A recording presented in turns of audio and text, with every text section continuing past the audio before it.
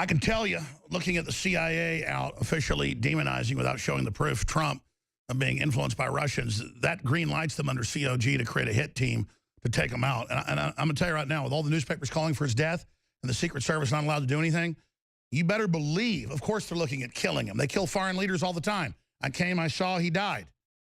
So I want to briefly talk about that with both of you and then come into the next segment. And I want to talk more about solutions too. But the answer is communicating directly with Trump via the media and privately as well, and just saying they're coming after you. My gut's never wrong, and they're never going to make deals. They're never going to back off. They want this country under their control. Please don't forget, listeners, we're trying to expand this operation, hire more reporters, and get more crew. I don't want to do that. It's my job. I have to do it because it's my duty. I mean, I work 7 days a week now, and I love it. I cannot stop thinking about work because it's the fight of our lives. It's history. All the products at InfoWarsStore.com, thousands of them, are right now free shipping and as much as 50% off on things like colloidal silver that is so important to stock up on, living defense and more. The economiccollapseblog.com, Michael Schneider, David Knight's riding shotgun with us into the next hour. Michael, thanks for letting us jump in and co-host with us. Other issues you want to address, other points? I mean, you obviously agree Trump's got to get on the offense. What else does he do?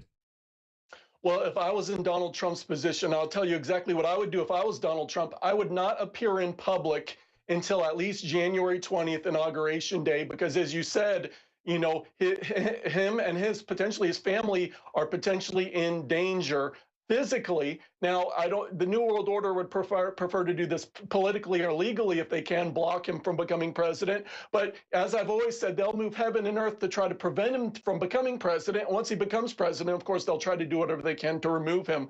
So Donald Trump needs to realize that he is in danger. This is a critical moment in American history, and the hopes and dreams of so many are centered on him, because it's not just the White House. As David Knight brought up earlier, you know, you've got the EPA, you've got the BATF, you've got all these agencies, and the New World Order advances their agenda. And globalism is in trouble. Look at this. Look at the Italians last week voting to stop EU expansion. Beautiful things are happening. And what did the media say? They're Russian agents. Did you see the news where they're now, Merkel says Russians are why she's losing? Oh, yeah, everything is Russia's fault all of a sudden. But really, it's the New World Order that's freaking out because Donald Trump, unlike other Republican presidents who come in and the game continues and the same people stay running the agencies and advancing the agenda. No, he's putting new people in. Yeah, he's going to clean house in all these agencies, but those are the instruments that they use to impose their agenda on all of us, because people need to realize it's government agencies that are extremely powerful. Sure. Let me bring up one more point, and it goes to your expertise, economiccollapseblog.com. I want to ask David this when we come back. Obviously, Trump wants lower interest rates. I always said raise them moderately because I've talked to a lot of different economists. You want to be in between. But clearly, damned if we do, damned if we don't with QE Unlimited. They're talking about big rate increases now, admittedly to stall him and make it look like it's his fault. Do you think that'll work, or what do you think's happening there? Oh, yeah. You know, the Federal Reserve is already saying, well, we've got to raise interest rates in December. We have no choice, while they've had it on hold all this time because they want to help Hillary get in. So they didn't raise interest rates throughout the entire year. Now they said we have to raise rates. You never raise them in December. They always do it in January or February. That's unprecedented, right, David? Oh, absolutely. And that's what they want to do. They want to slow down the economy just as they wanted to pump it up for Obama and Hillary, as you all know. And people said that from the very beginning about the Federal Trump Reserve. knows that. He's battling to get us jobs. Yeah, it's a political organization, and they feather their own nest, and then they reward their friends and punish their enemies by manipulating the economy. That's why it's bad, and it's exactly what they're going to do.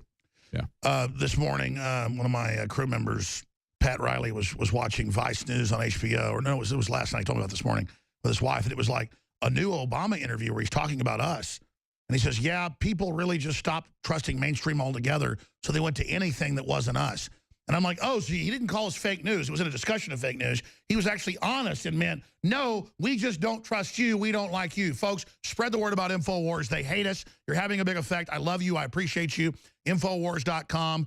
We're not fighting to lose this, folks. We're fighting to win, and we can do it. Join or die. All right, Michael Schneider's our guest. Michael, we've been ranting here. You've got 5 minutes to finish up other points that you're focused on. Yeah, Alex. Well, let's talk about the other article you mentioned earlier in the show, where a member of the parliament in Denmark, Ida Auken, basically a member of the elite. The elite are telling us exactly what they plan to do if we allow them to do it. Well, she wrote an article which appeared on the official website of the World Economic Forum, basically saying what life would be like. She envisions what life will be like in 2030, only 14 years from now. And in the article, she says, oh, I don't have any possessions. I don't own a car. I don't own a house. I don't own any appliances. I don't own any clothes. I don't have any possessions at all, but everything is provided for me by the central government. I live in a planned economy. She doesn't have photos of her grandmother. They're on the cloud. They can be watched. She says her own mind is hooked into the matrix. She's controlled. It's so wonderful. In fact, since you mentioned this, let's have you back up, because this is an evergreen story, next week for a full hour on this, but keep going. Yeah, and basically saying, oh, I don't have any possessions, I don't have any privacy, but in the article she says, oh, but I've never been happier.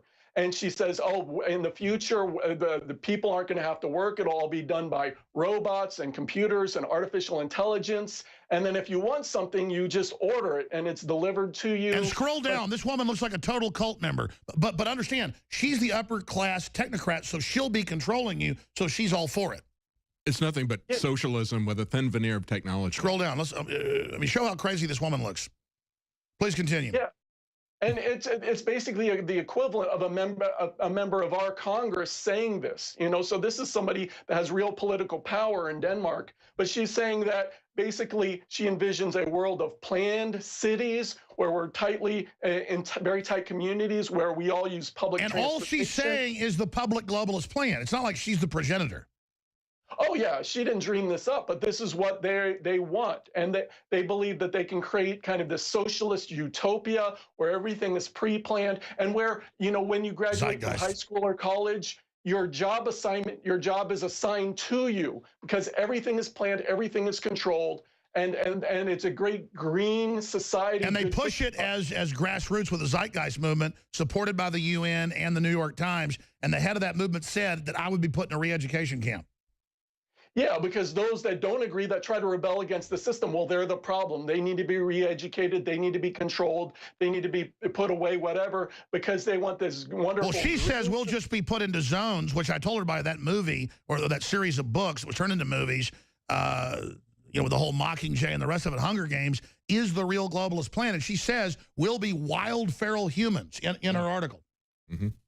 Yeah, because they see us as people who actually want liberty and freedom as a lower class of humanity, but they're going to evolve and they're going to, have this wonderful socialist dream, and they're going to, and it feeds into transhumanism, humans being connected with technology and robots and computers and everything else, become a different class of human, more evolved into this wonderful new world order. And those that don't want to participate, well, they're going to be, put outside the city, put in zones, re-educated, whatever you want to say it. But she's just expressing what the global elite have wanted for decades, but she's saying, hey, we could have this by 2030 if the public will allow us to proceed toward this wonderful incredible. And then they call us fake news when we do what the mainstream media won't do.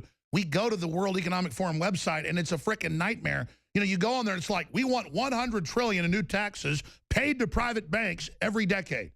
We want to run your life. Your kids don't belong to you. We need Al-Qaeda. That was one headline from the Foreign Affairs CFR. Al-Qaeda's good. We need them.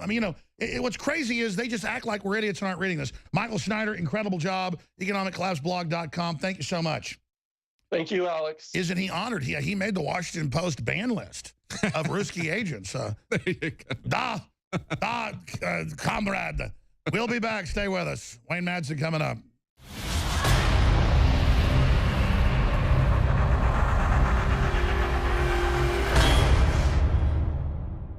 Look, I'm not going to sit here and say, see, I told you so, that communist Chinese-style net censorship was coming to the web, because it's already here.